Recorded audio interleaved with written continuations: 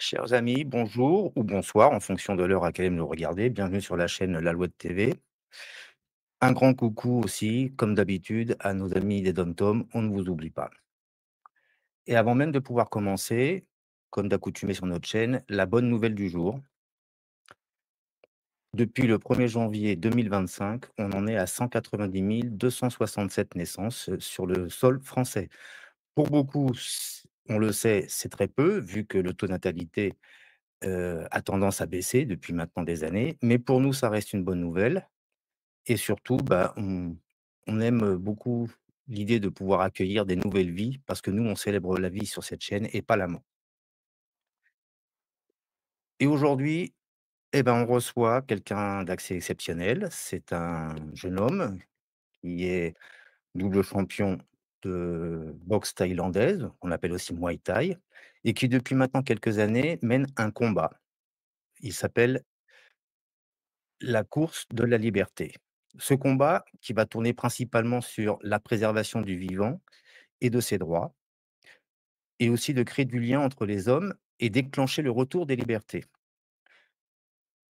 Il s'agit bien évidemment de Raphaël Jodra, qui va pas tarder à apparaître à l'écran, en principe.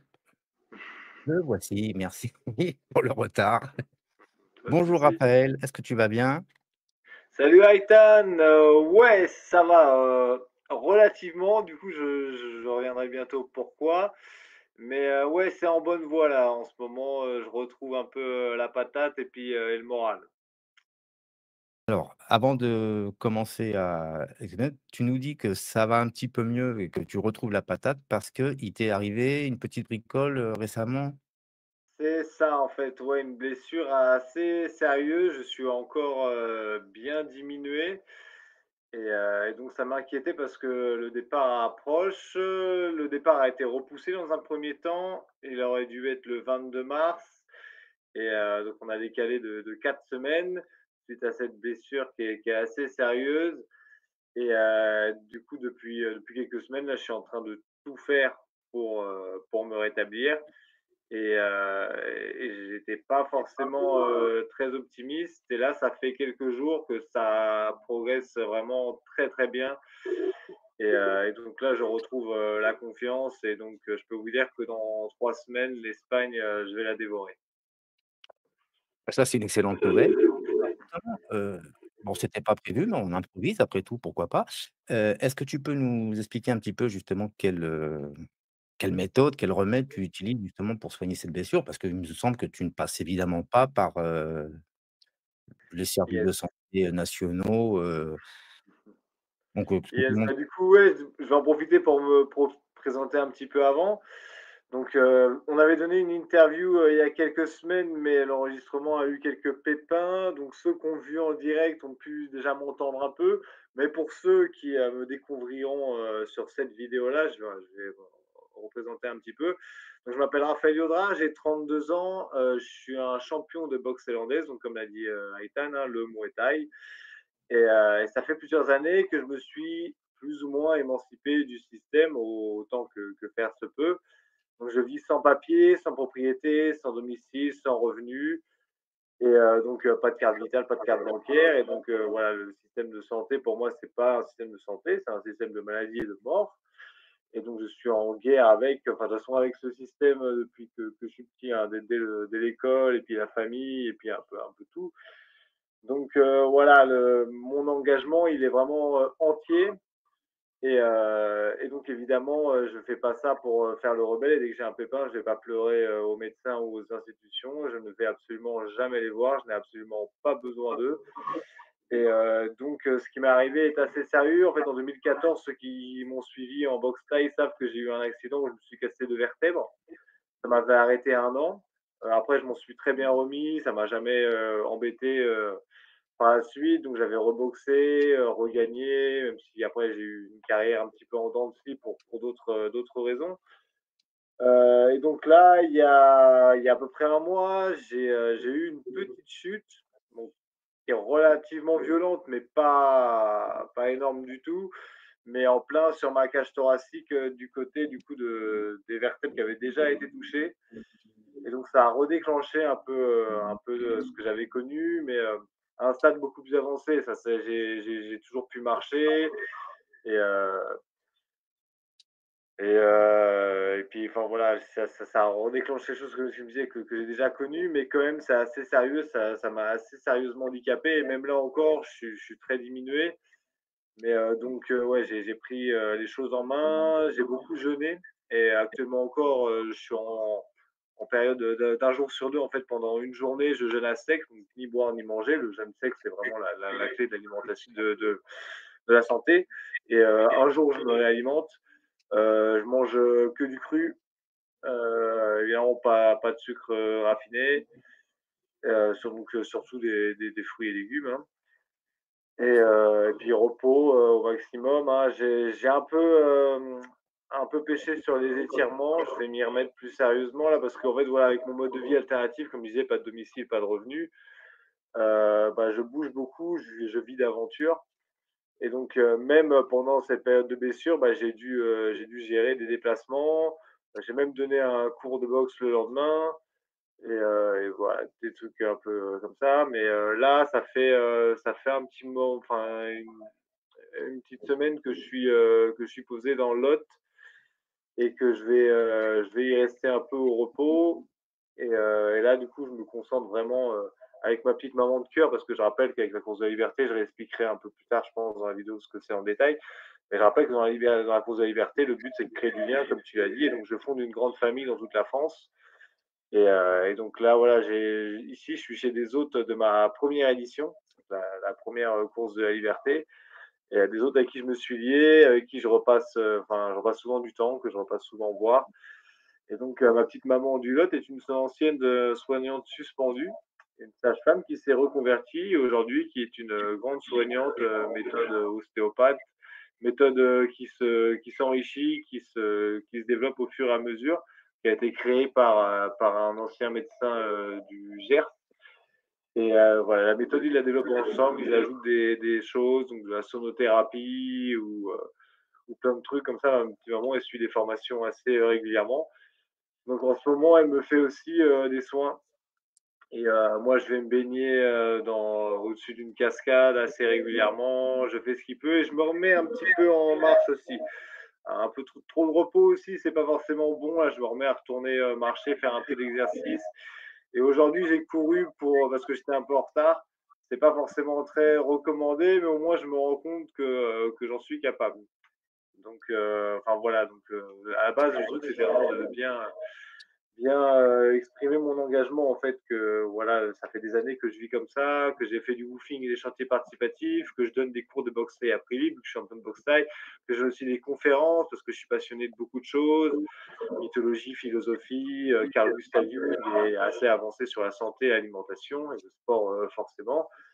Mais que voilà, quoi qu'il en soit, moi j'ai jamais rien demandé à l'État, jamais touché d'aide, pas de RSA, donc voilà, si j'ai pas d'activité, bah, je mange pas, c'est aussi simple que ce soit, donc je dois toute l'année me bouger pour avoir des projets et puis des choses à faire, des prestations à proposer et aussi, bah, quand il m'arrive des pépins, donc les gens me disent: «Ah ouais, tu pas de carte vitale, pas de truc, mais comment tu fais, s'il t'arrive quelque chose?» «Ne vous inquiétez pas, il m'en arrive des choses et peut-être plus sérieuses qu'à vous». Mais ouais, je connais très bien les lois du vivant et donc forcément, j'ai une très bonne vitalité et puis une santé parfaite et donc en cas de pépin et ben, je sais quoi faire et je prends mes responsabilités et les choses en main, comme là. Voilà. Donc du jeûne, du repos, de la connexion avec la nature, je me baigne qu'en milieu naturel toute l'année, j'y reviendrai aussi sur ce mode de vie et grâce au réseau que j'ai fait dans toute la France avec ma course et ben, je connais, pas mal de soignants alternatifs qui sont prêts à m'aider en cas de pépin. Voilà. Bah, c'est excellent ça. Alors là, tu nous as tout déballé d'un coup, c'est génial. Alors on va essayer maintenant, si tu veux bien, de de compartimenter un petit peu tout. Alors, Yes, le premier yes, aspect, bah, justement, tu parles beaucoup de la santé, ouais, tu parles du jeûne, du véganisme, justement, oui. comme, moyen de vie, mais aussi alors c'est un mélange entre le respect du vivant et être en excellente santé. Est-ce que tu peux développer un petit peu, s'il te plaît?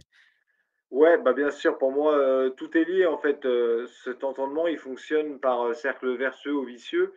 Donc dès que tu fais, le bien, ce qui est juste et ben, forcément tu as des bonnes retombées aussi donc ouais, pour moi c'est tout un. Donc ouais, le véganisme, qui est une des valeurs, vraiment plus importantes, de ma course et pour moi aussi. Donc je sais pas si on voit mon vegan power là. Voilà. Et ouais, le véganisme qui est très, très important pour moi, vu que course de la liberté, c'est la liberté pour les animaux dans un premier temps. C'est vraiment notre 1re source de motivation, hein, la plupart des végans, hein, c'est l'empathie, pour les animaux. Mais en plus de ça, voilà, c'est vraiment avantageux pour le vivant dans sa globalité, en fait. Faire des vergers et des potagers, et ben, ça entraîne moins de pollution et ça épuise moins les ressources que faire de l'élevage animal. Et puis en mangeant du végétal, et ben, on se porte beaucoup mieux qu'en mangeant, des produits animaux.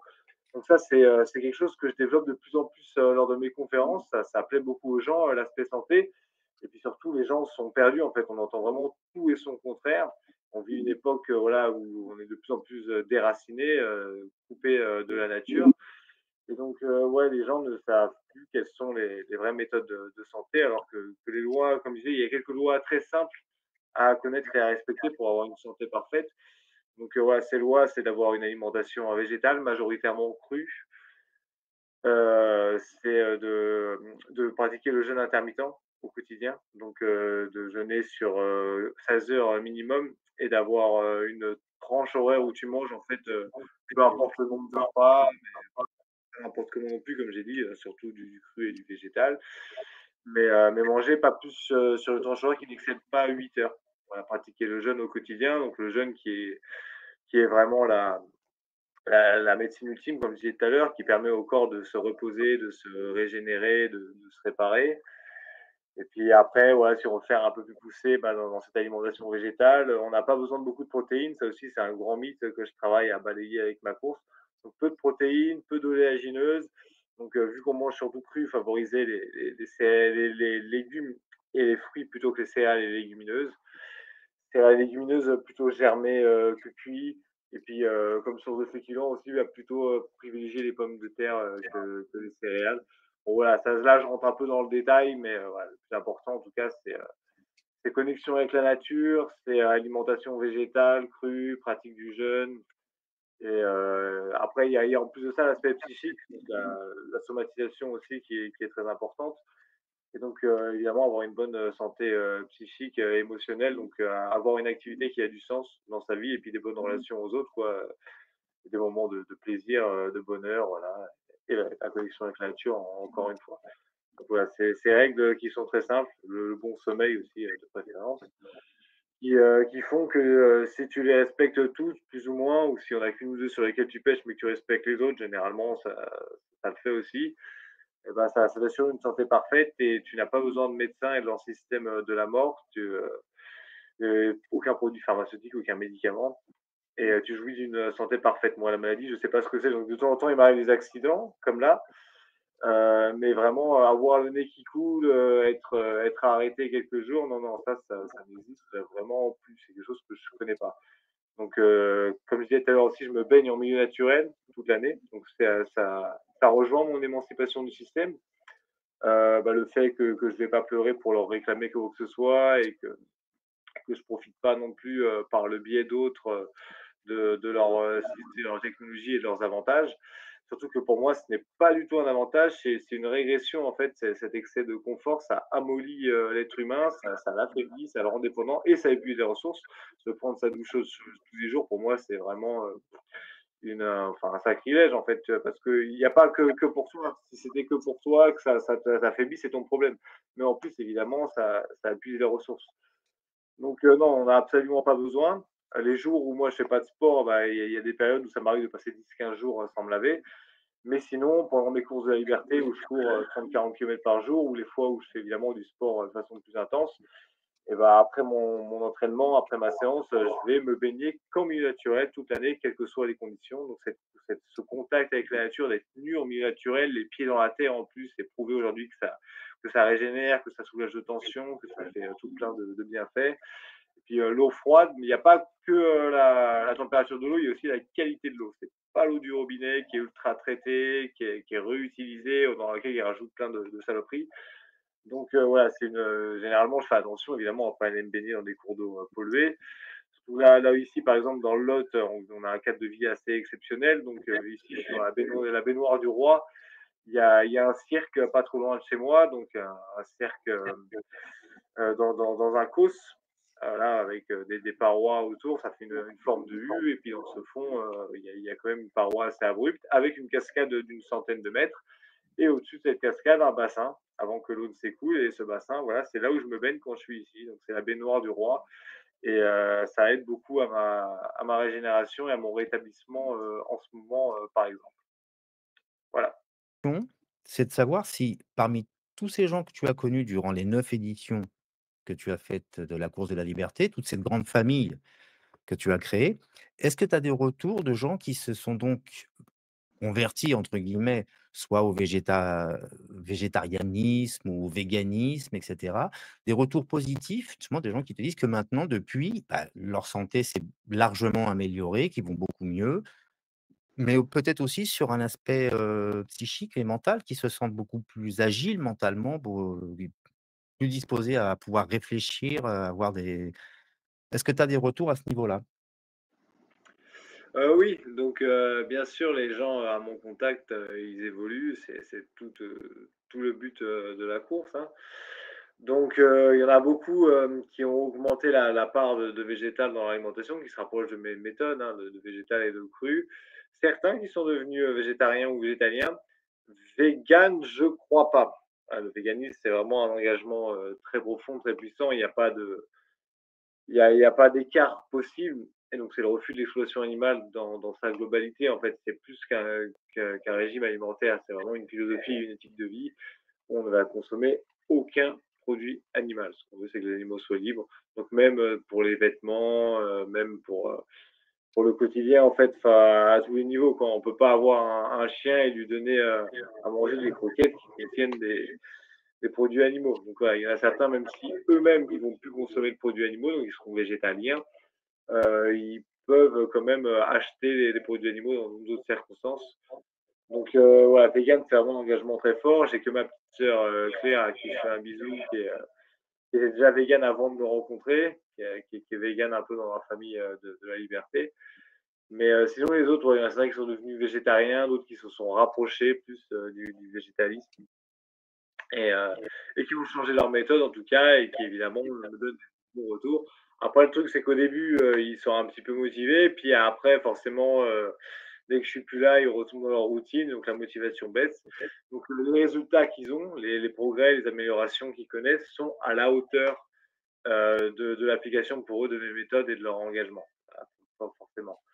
Mais sinon, au-delà de ça, oui, il y a d'autres changements qui peuvent s'opérer. Il y en a certains qui vont se mettre au sport, il y en a certains qui sont mis à courir alors qu'ils n'ont jamais couru avant. Donc, et qui sont capables aujourd'hui de m'accompagner sur des étapes entières de plus de 30 kilomètres. Moi, ça rejoint ce que je disais tout à l'heure, que les lois du vivant, elles sont simples, elles sont à la portée de tous, et que si on les suit, ben, on obtient des très bons résultats rapidement.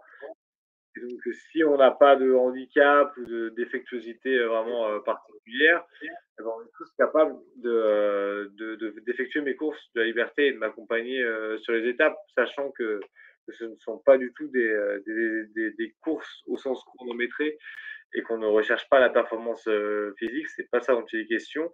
Je suis moi-même très loin du haut niveau et puis j'y serai jamais en course à pied. Mais voilà, à petit rythme, tout le monde, je pense, ouais, comme je disais tout à l'heure, qui n'a pas de handicap particulier ou majeur, est capable de courir ces 40 kilomètres par jour en suivant les règles que j'ai énoncées tout à l'heure aussi. Et je le prouve aussi, voilà, avec certains de mes hôtes qui m'ont rencontré, qui ne couraient pas avant et qui ensuite m'ont accompagné sur des étapes entières.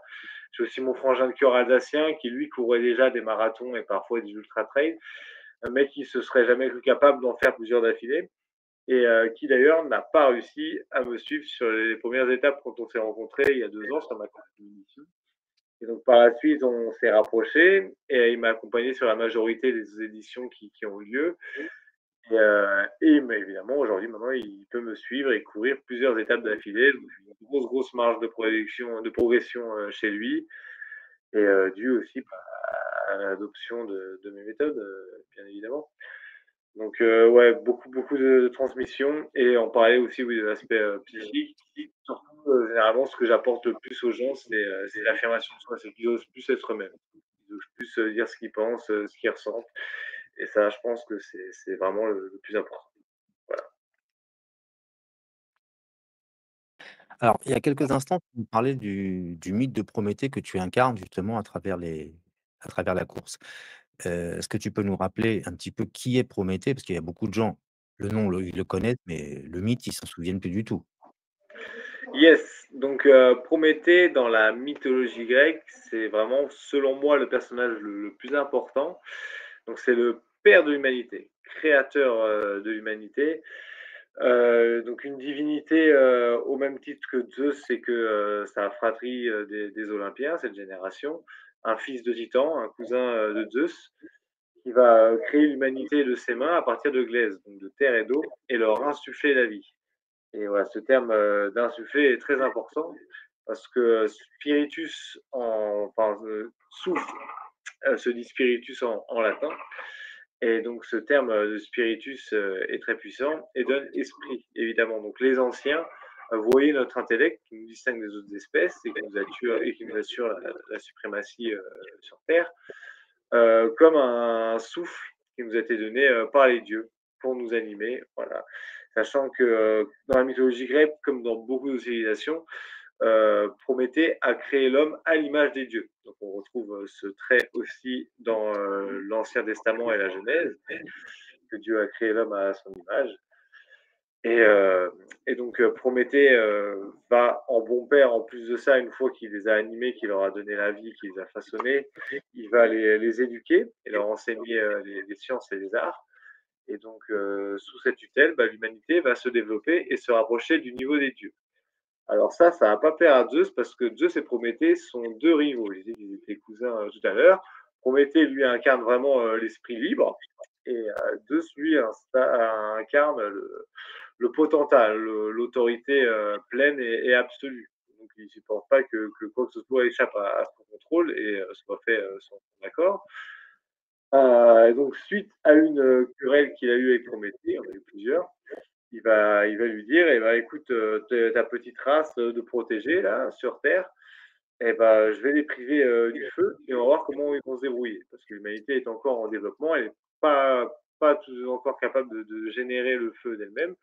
Pour l'instant, elle le recueille, sur les incendies qui sont provoqués, par les orages. Et donc, les orages avec la foudre, et ben, c'est Zeus, qui la lance. Zeus, cesse de lancer la foudre et interdit à toutes les divinités de venir en l'aide de l'humanité. Et là, Prométhée va réaliser, cet acte, vraiment fondamental, cette transgression originelle, au même titre que celle, du mythe, d'Adam et Ève. On est vraiment dans des mythes analogues.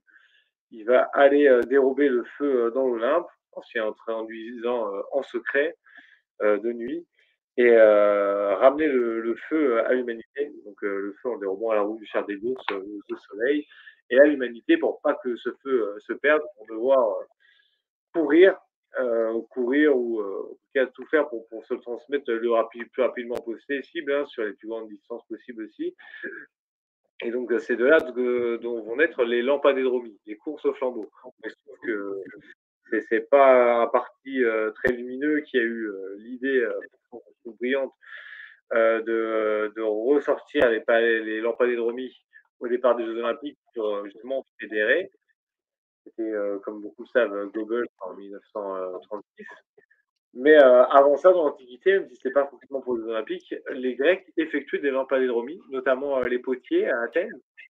Et, parce que les Athéniens, je pense, avaient une certaine, complicité avec, Prométhée, une grande, vénération pour Prométhée, parce que Prométhée et Athéna ont une complicité aussi. Voilà, qu'Athéna, est un peu une amante platonique de Prométhée et qu'elle va l'aider à s'introduire dans l'Olympe pour dérober le feu. Donc, voilà, le feu va être ramené sur terre et puis, l'humanité va continuer ensuite à prospérer et à se développer et survivre. Et, Prométhée, lui, va être puni, pour cet acte. Il va se faire arrêter par la garde personnelle de Zeus et attaché à un rocher dans les montagnes du Caucase. L'aigle de Zeus va lui dévorer le foie pendant 30 000 ans. Donc, et en plus de cet esprit rebelle, bah, il y a vraiment un aspect, sacrificiel, de dévotion, et, de faire, ce qu'on estime bien pour les autres et pas pour soi, ou pour cet entendement, ce monde, en général, et pas forcément sa petite intérêt personnel.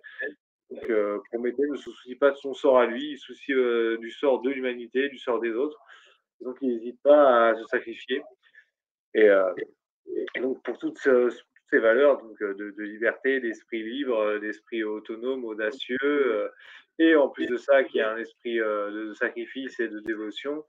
Pour moi, ça m'est paru évident d'incarner le mythe de Prométhée avec ma course de la liberté.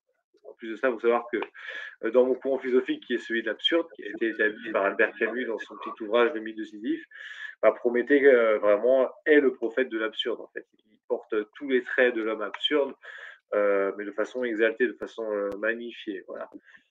Et donc, oui, ce mythe est évidemment, très, très riche en symbolique. Donc le feu peut symboliser la connaissance, entre autres, et donc cette connaissance qu'il faut se transmettre, qu'il faut se donner avant, qu'elle ne se perde, et que l'humanité, voilà, c'est pour ça qu'elle a réussi à se survivre et à se développer et prospérer.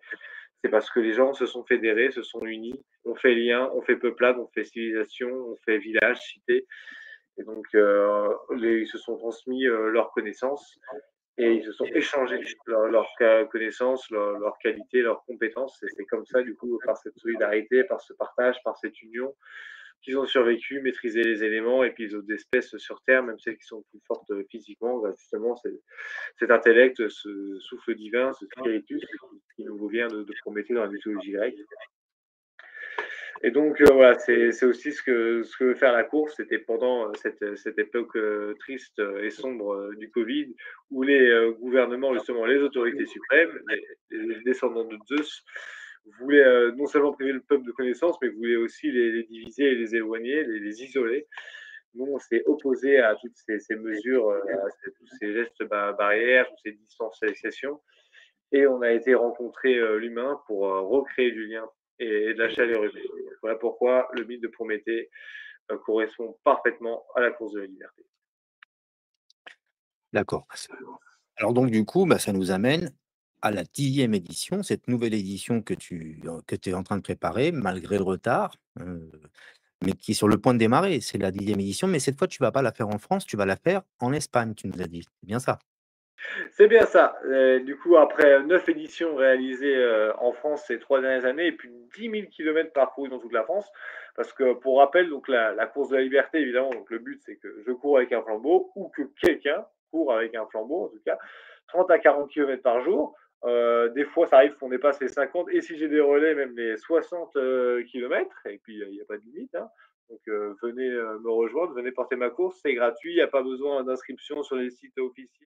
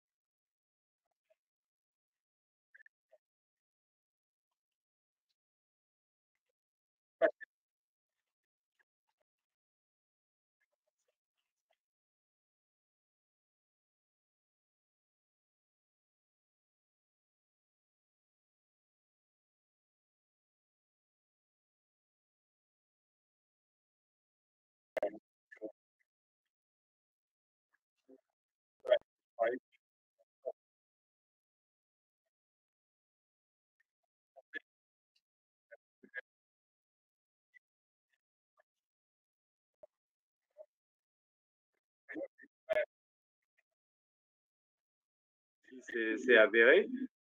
Mais en tout cas, moi, j'ai envie d'aller vérifier ça.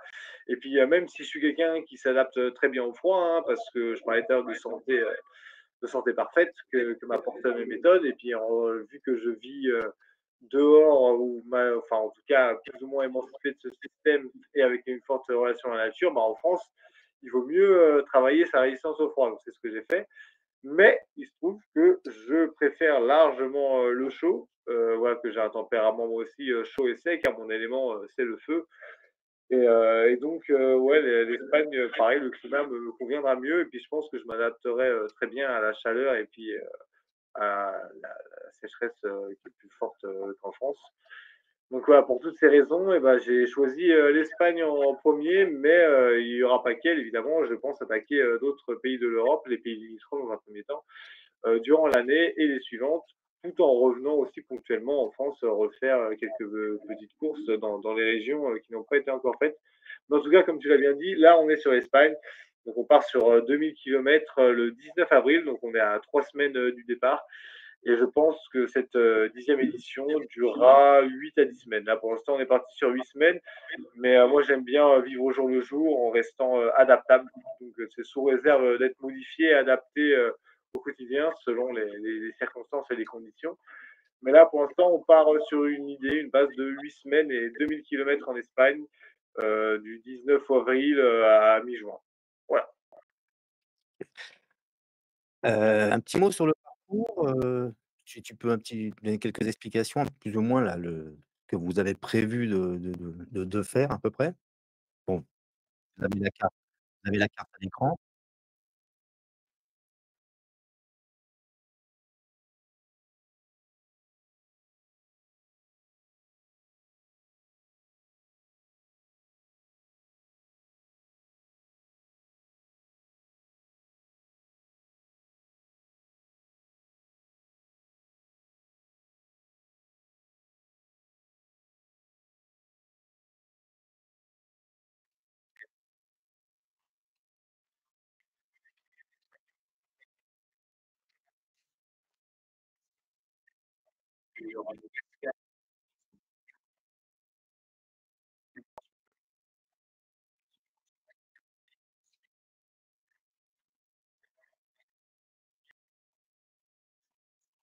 De ce premier tronçon, qui sera de très loin le plus grand, qui va faire entre 1200 et 1500, voire 1600 km. Donc ça va se tenir sur plus ou moins 5 semaines, peut-être un peu plus. Ensuite, il y aura une deuxième section. On va attaquer le centre de l'Espagne, donc dans la région de la Manche.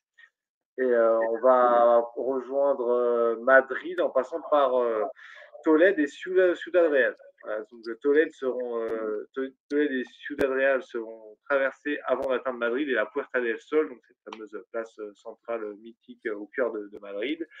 Et il y aura une troisième section ensuite qui s'en suivra plutôt dans le nord-ouest pour rejoindre Saint-Jacques de Compostelle. Voilà, ce sera le dernier point de mire sur ces trois sections sur une petite semaine et 200 km. Voilà, je crois que je pars de Ribadeo et traverse Ludo ou Lugo, je suis plus sûr du nom, et que j'arrive à Saint-Jacques-de-Compostelle, donc normalement, après 3 sections, 2000 km et plus ou moins 8 semaines d'aventure, sous réserve d'être modifié ou adapté. Voilà, c'est pour l'instant ce qu'on a prévu. Niveau participation, vous avez déjà des gens qui vous ont proposé de vous accompagner, de porter la flamme, pourquoi pas avec vous et cetera? Et puis bien évidemment côté hébergement, ou est-ce qu'on profite de l'occasion justement pour faire un petit appel aussi à tous les gens qui sont intéressés par cette grande aventure et ce parcours, de pouvoir, justement participer? Alors oui, on peut en profiter pour passer un appel, pour diffuser un appel important. Donc oui, pour me soutenir, en fait, vous pouvez communiquer à tous vos contacts, qu'ils soient français, espagnols ou d'autres nationalités, en fait, qui sont sur le territoire espagnol et à proximité du parcours, à m'accueillir. Donc j'ai besoin d'hôtes pour dormir sur chaque étape. Mais en plus, j'aurais besoin d'accompagnants. Donc là, j'ai une petite sœur de cœur qui va m'accompagner les 3 premiers jours. Elle est en train de voir le mercredi, donc peut-être 4 jours, mais en tout cas, voilà, c'est une aventure pour l'instant qui est prévue sur presque 60 jours. Donc j'aurais besoin d'hôtes et d'accompagnants. Et voilà, pour l'instant, j'en ai très peu. Ce que j'ai, c'est plutôt des gens de nos groupes à nous, des Français qui vivent en Espagne, et des gens qui étaient extérieurs à mes connaissances, à ma famille de la liberté, qui se sont manifestés pour m'accueillir ou pour m'accompagner. Non, il n'y en a pas encore eu. Donc voilà, je pense que c'est quelque chose qui va beaucoup plus se lancer à partir du départ, hein, à partir que j'aurai commencé à courir en Espagne. Mais déjà, ouais, n'hésitez pas à transmettre toutes les infos à vos contacts, à leur en parler. vous pouvez, trouver, sur, mon Telegram et mon Facebook, donc c'est La Course de la Liberté sur Telegram et Facebook, tous les documents. Il y a un communiqué de presse, il y a le parcours, il y a une affiche et puis il y a aussi un teaser sur YouTube, qui est assez sympa, donc une petite vidéo de promotion d'1 minute 30. Toutes ces choses-là, voilà, qu'il faut, communiquer, qu'il faut diffuser, qu'il faut pas hésiter, voilà, à transmettre, largement. Donc oui, j'ai besoin d'aide et d'autres et d'accompagnants, notamment. Voilà, merci, de le rappeler. On va en profiter de là pour, mettre l'affiche, à l'écran, hein, que les gens voient, voilà, donc bah, effectivement l'annonce est faite, sur toute l'Espagne avec, une affiche en espagnol, bien évidemment, pour qu'ils puissent comprendre eux aussi et donc on va essayer de les inviter, nous aussi de notre côté, un maximum à participer à cette, grande aventure. Yes, merci. Alors cette affiche-là, c'était la première que j'ai réalisée moi-même. C'est ce que j'appelle un peu mes affiches bébés. Je vais sur Paint et je fais des affiches assez simples. Ma petite sœur de cœur en a fait une plus élaborée qu'on peut retrouver, sur mes réseaux, mais c'est ouais, elle est quand même pas mal celle que j'ai fait, donc ça dit plus ou moins la même chose et c'est la même image qui est utilisée de toute façon. Donc tu es pas Moi trop éloigné, personnellement, je l'ai mais c'est trouvé très bien. un peu plus professionnel. Moi, je l'ai trouvé très bien, sincèrement, Ouais, elle est bien aussi, ouais. mais on diffusera l'autre aussi, il y a pas de souci. Yes, merci. Alors, on va essayer de parler un petit peu justement, c'est cette course de la liberté. Bon, évidemment, il y a tout le message qui est transmis que dont tu nous as parlé jusqu'à présent, mais j'aimerais qu'on parle un petit peu du facteur humain, hein, de ce côté solidarité, justement d'entraide les uns avec les autres. Et puis, à ton avis, l'impact que ça a eu sur toi, mais aussi sur les autres? Yes, bah oui, forcément, donc cette, solidarité est primordiale, hein. La course, elle peut fonctionner que comme ça. Nous, on est partis, de Hautes-Pyrénées en février 2022. On avait très, très peu de moyens et puis finalement, il y a eu un engouement très fort, qui s'est créé et puis aujourd'hui encore, voilà, je parlais un peu de mon mode de vie tout à l'heure, hein, sans revenus, sans papier, sans téléphone. Donc c'est possible que grâce à la solidarité et donc ce lien est tout à fait fondamental. J'ai expliqué aussi un peu pourquoi avec le mythe de Prométhée.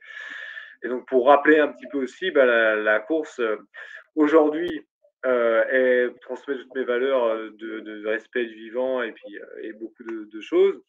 Mais à la base, il faut rappeler qu'elle est née en réaction à toutes les mesures totalitaires et liberticides qu'on subissait pendant cette, guerre du Covid, pendant cette crise, totalitaire. Donc voilà, toutes les mesures, qu'on avait qui restreignaient nos libertés et qui voulaient nous éloigner, nous isoler les uns des autres, bah, évidemment, moi, je ne les ai pas respectées. Je me suis engagé sur tout ce qui était, possible, hein, dans ma région, toutes les manifs et puis, toutes les actions et mouvements, qui pouvaient se réaliser et donc ouais, on a créé cette course dans un premier temps, de façon, frontale et réactionnaire à aux mesures, qu'on subissait, pour défendre nos libertés et pour nous réunir, pour nous rapprocher, pour créer du lien.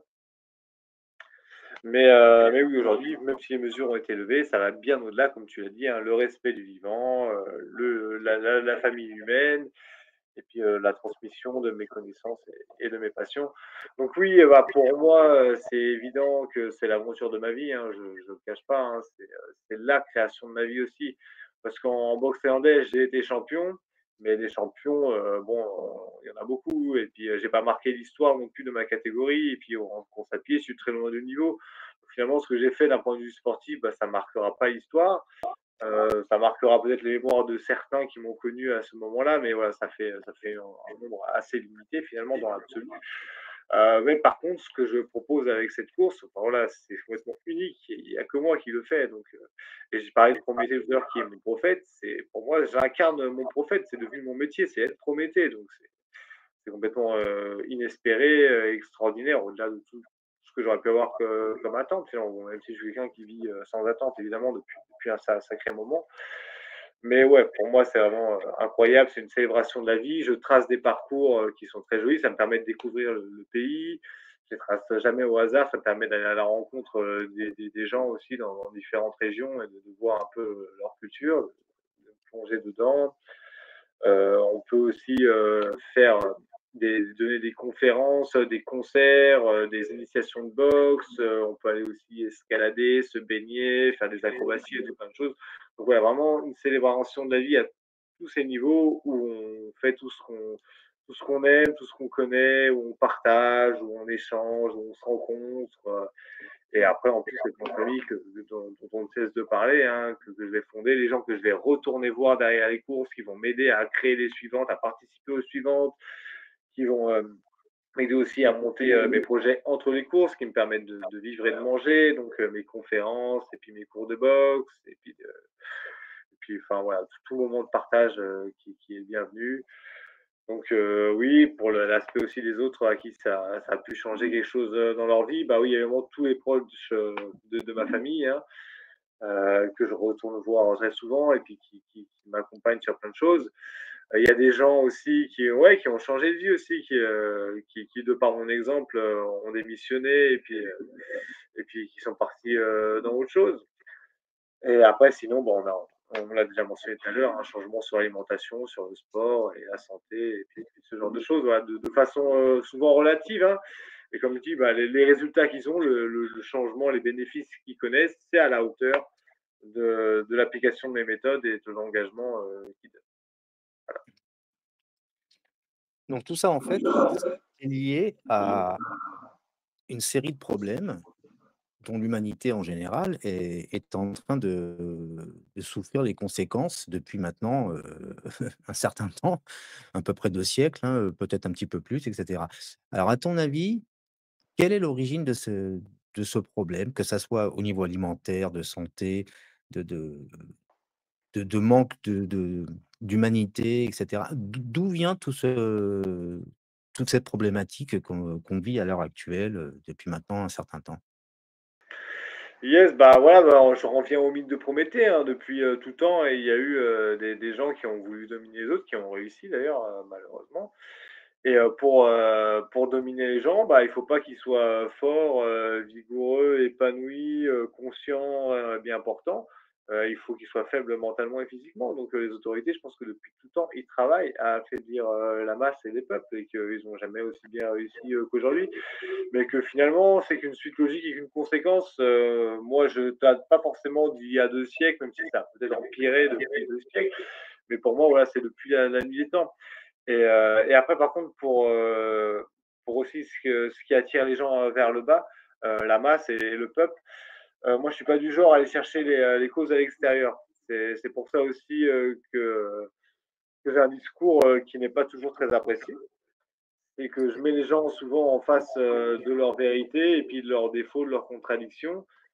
Pour moi, l'ennemi il est à l'intérieur. Donc, c'est ce que Nietzsche appelle l'esprit pesanteur. Tout ce qui nous attire vers le bas, la fainéantise, la paresse, l'égoïsme, le confort. Et ça, c'est dans tout le monde et c'est notre grand ennemi. Donc, voilà, si tu prends ta douche chaude tous les jours et que tu utilises ta machine à laver, que tu fais 4 repas par jour, tu es à fond dans ce système de consommation. Et c'est ce que font quasiment tout le monde aujourd'hui, hein. Et notamment ceux qui se disent éveillés ou résistants, en fait, ils ont un engagement qui est très limité. Et c'est pour ça que, selon moi, rien ne change. C'est que ouais, ils ont refusé certaines mesures il y a quelques années, c'est très bien. Mais avant ça, ils s'étaient jamais révoltés contre ce système, ils étaient dedans, ils en faisaient partie et ça leur allait très bien. Et donc aujourd'hui, ils veulent pas partir dans autre chose et donc ils sont un petit peu coincés. Et donc ce qu'ils font, bah, c'est toujours critiquer. Vous l'avez très bien dit, hein, que aujourd'hui, la plupart des mouvements qui étaient engagés, bah, à part dire à bas Macron et puis cracher sur ce système, et bah, ils font pas grand-chose et ils proposent rien. En tout cas, ils ne créent rien. Et c'est pour ça aussi que moi, je m'en éloigne de beaucoup et que j'ai beaucoup plus de mal à vivre ces derniers temps en France. Et pour ça aussi que je vais attaquer l'étranger. Et donc, ouais, bon, moi, l'ennemi, il est à l'intérieur. Encore une fois, ce que dit s'appelle l'esprit pesanteur, ce qui nous pousse vers le bas, la facilité. Donc, pour moi, la plupart des gens, c'est comme ça qu'ils sont rattachés à un système qui en sont dépendants et qui n'arrivent pas à s'en couper, qui sont tenus un peu. C'est parce qu'ils ne sont pas capables d'aller se rapprocher de la nature, d'aller se baigner en milieu naturel, de refaire un peu de sport, ouais, de se détacher de tout ce superflu et de ce système de la mort quoi, qui les tient. Qui les tient depuis qu'ils sont petits, ils ont préféré suivre la facilité, même si à l'école, ce qu'on leur proposait ou ce qu'on leur imposait leur semblait absurde, et ben, ils se sont soumis à l'autorité. Et ça a continué du coup jusqu'au monde du travail et jusqu'à avoir des crédits pour la maison, pour la voiture, pour la banque et tout plein de choses qui les tiennent. Mais la base de tout ça, faut pas s'y tromper, pour moi, c'est l'esprit de pesanteur. C'est que derrière, ils étaient appâtés, par la facilité, ils n'avaient pas le courage de faire autrement, de tenter de faire autrement et donc c'est ce qui les a coincés, c'est ce qui a tiré l'humanité vers le bas. Pourquoi? Parce que les grands écrits sont pas chers finalement, ça coûte beaucoup moins cher, d'acheter, du Platon, ou même, en divertissement, hein, du Racine, du Corneille, que les nouveaux bouquins, qui sortent en librairie à la mode, à la con et puis de toute façon, la plupart des gens, plutôt que lire, ils préfèrent aller se mettre devant l'écran. Donc toutes ces choses-là, tous ces instincts, qui nous tirent, vers le bas justement, c'est ce qu'incarne l'esprit de pesanteur et la plupart des gens, ils sont soumis.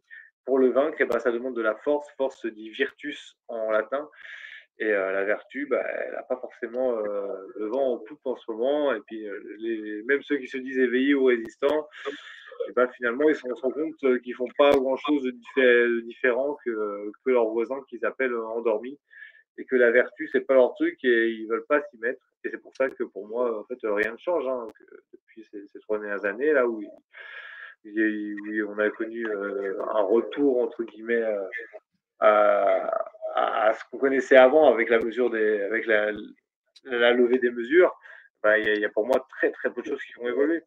On se retrouve à un état similaire à l'avant Covid, même si ça ne pourra jamais faire marche arrière et retourner, dans ce qu'on connaissait avant et moi, ce qui ne m'allait pas de toute façon. Comme je disais, depuis que je suis petit, je suis en guerre avec ce système et donc oui, pour moi, depuis la nuit des temps, la masse a quand même été très basse, soumise à cet esprit de pesanteur et donc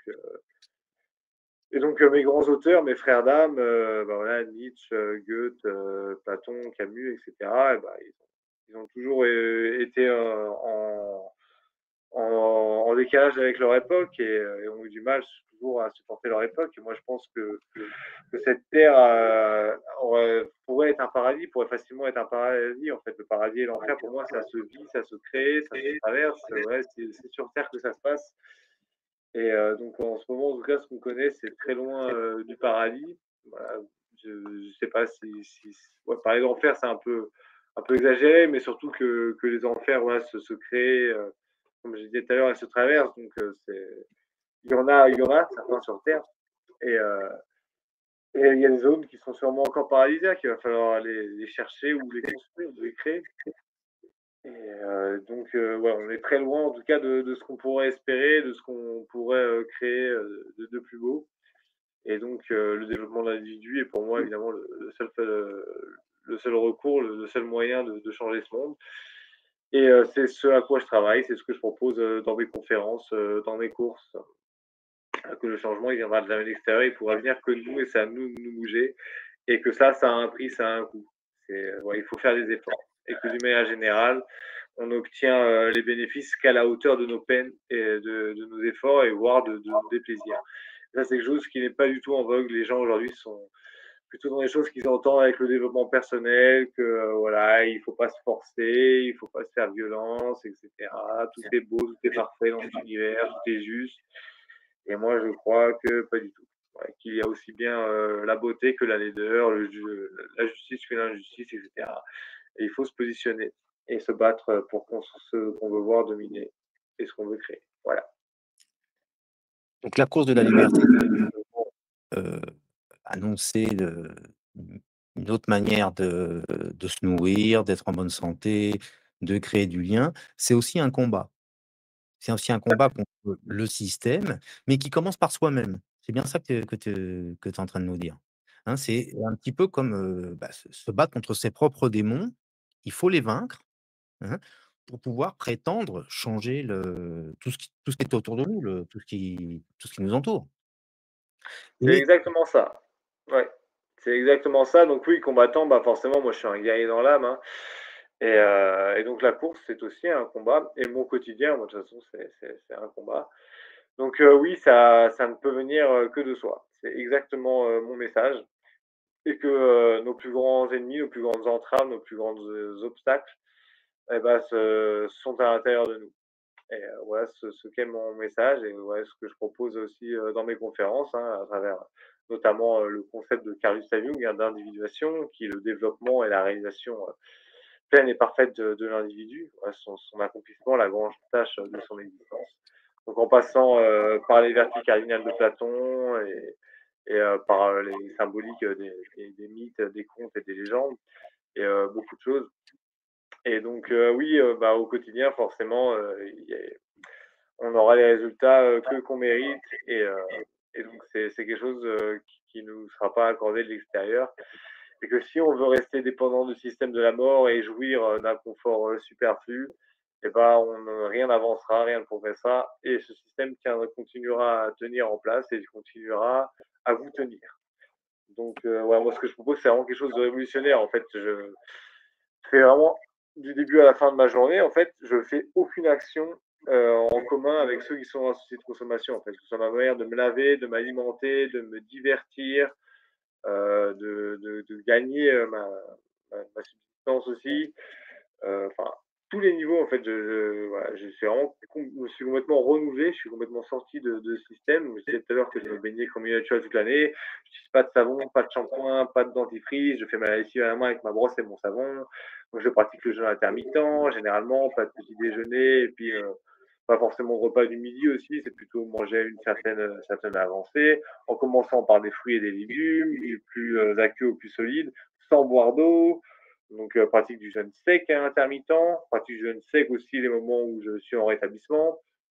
Donc voilà, en fait, dans tout ce que je fais, et ben, c'est évidemment, très différent de ce que le système de consommation nous propose et à l'opposé souvent de ce que les normes et aussi les médecins généralistes, bah, vous suggèrent et vous conseillent.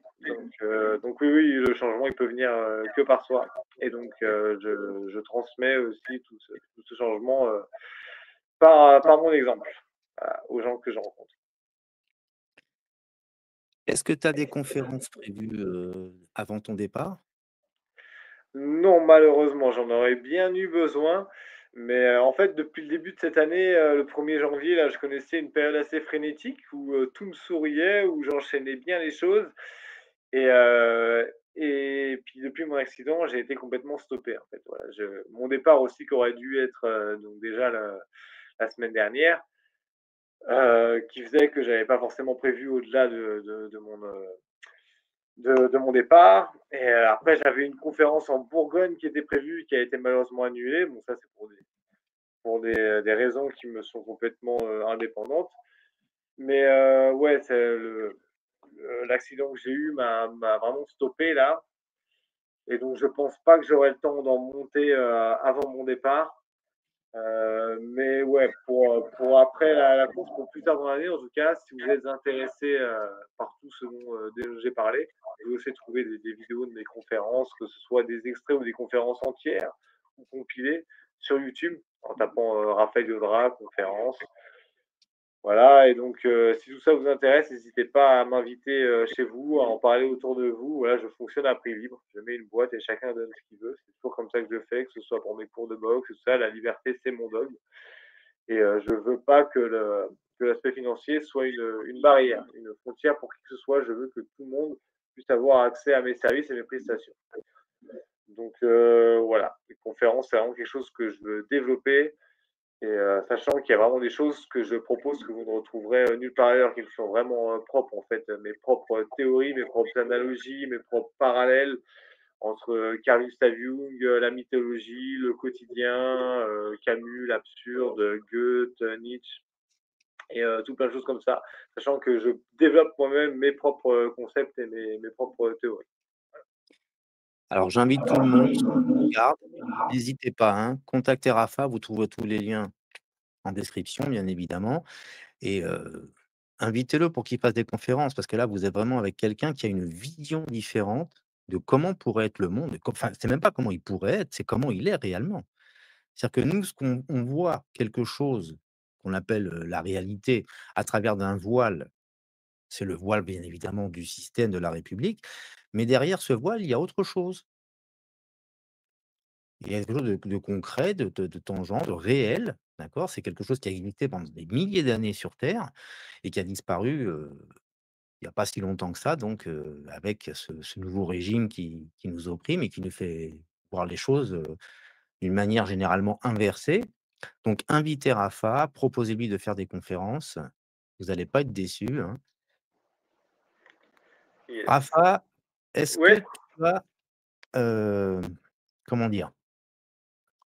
Un petit mot à dire, pour, pour le début de la 10e édition de la course de la liberté qui s'appelle Hispanica, si je me trompe pas? si.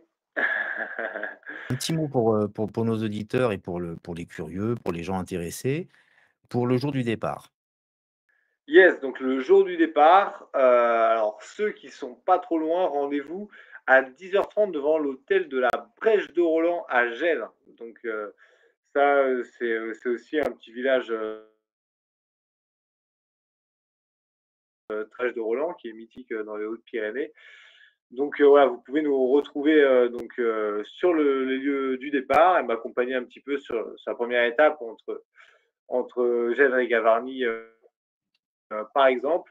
Et après, donc, ne pas hésiter aussi à nous suivre. La course, on poste des vidéos tous les jours. Généralement, il y a 3 vidéos qui sont postées par jour. Donc, le départ, l'arrivée et le soir. Si j'ai des hôtes, généralement, j'arrive à en avoir tout le temps, mais bon, là, c'est des conditions particulières. Donc, en France, on arrivait à en avoir tout le temps. Et si les gens sont d'accord, ce qui était le cas la majorité du temps, on fait une petite vidéo autour du repas, la rencontre, voilà, un petit moment convivial du genre j'irai dormir chez vous. Donc l'aventure peut être suivie en direct au quotidien.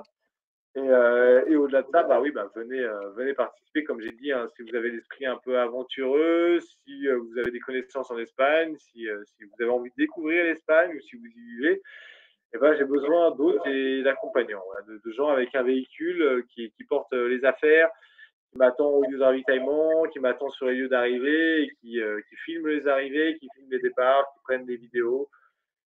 Et enfin voilà, donc ça permet de vivre l'aventure, de faire plein de rencontres, d'aller dormir chez l'habitant aussi, et de découvrir le pays. Donc voilà, encore une fois, la course de la liberté, c'est une grande célébration de la vie à engager pour le respect du vivant dans sa globalité, la liberté des animaux avec le véganisme. Mais il ne faut pas oublier que le point de départ, c'était la liberté des humains, hein. C'est né pendant le Covid. Puis ce qu'on est en train de subir, je pense que c'est très très loin d'être fini. Là, on vit une petite période de détente, mais je pense qu'ils nous concoctent des choses assez affreuses. L'Espagne, qui en a d'ailleurs été victime, hein, pour moi, avec la catastrophe de Valence, c'était tout sauf naturel. Et enfin, les catastrophes qu'on retrouve un peu partout dans le monde, hein, le climat est complètement déréglé. Et par l'homme, aujourd'hui, c'est prouvé. En fait, le gouvernement français parle encore de théories complotistes pour maîtrise du climat. Mais même eux, même les médias officiels, commencent à parler de maîtrise du climat dans les Émirats arabes. Donc les méchants arabes le font, mais pas nous, évidemment. Enfin voilà, il y a évidemment que les décérébrés qui peuvent croire à ce genre de choses. Mais pour moi, en fait, c'est même pas ça. En fait, ceux qui ont cru ou qui continuent d'épouser les, euh, les dires du gouvernement, les théories du gouvernement avec le Covid et avec tout ça, en fait, pour moi, c'est pas un problème cérébral, c'est clairement une question de déni, en fait. C'est un autre aspect de la psyché. Et, ils sont complètement en déni aujourd'hui. Si tu as un cerveau qui fonctionne plus ou moins normalement, convenablement, bah, tout le monde est capable de faire le lien avec ce qui s'est passé. Tout le monde est capable d'admettre la vérité. Tout le monde a les capacités cognitives. Mais après, je pense que c'est une question de lâcheté, en fait. C'est vraiment du déni. C'est complètement du déni.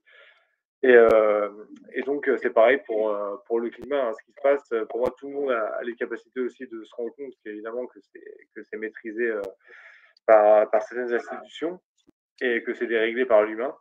Mais voilà, tout le monde ne l'admet pas pour des raisons psychiques, parce que ça remettrait trop de choses en cause et c'est beaucoup plus confortable, et ben, au contraire, d'épouser les doxas, les théories qu'on nous propose, les informations que les gouvernements avec les médias officiels proposent.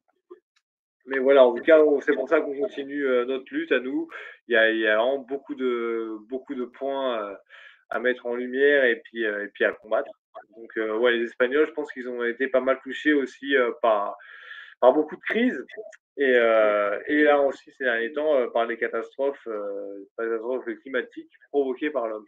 Donc, ouais, il y aura beaucoup de choses à dire et puis et à mettre en lumière, à souligner pour fédérer en Espagne. Donc, j'espère que ça va Voilà, c'est vraiment, en tout cas, ça me fait très envie, comme je disais, de découvrir, cette terre, dont voilà, qui m'appelle, dont le feu qui coule dans mes veines, dont mon sang, me pousse à aller découvrir.